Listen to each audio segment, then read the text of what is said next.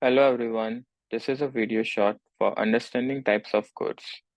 So here's a diagram from which we will be able to understand the different types of goods easily. So let's see.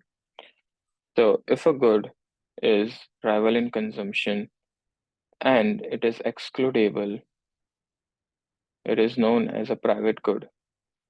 So the examples of private goods are ice cream cones, clothing items, and congested toll roads.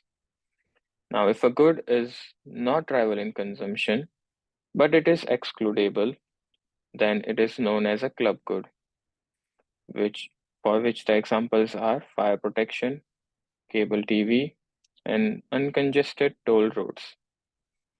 Now, if a good is rival in consumption and it is not excludable, then it is also known as a common resource.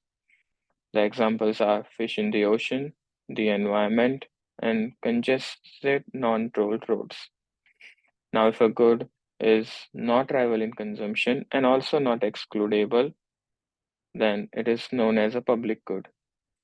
The examples tornado siren, national defense, and uncongested non toll roads. So, here were the different types of goods. Thank you for watching.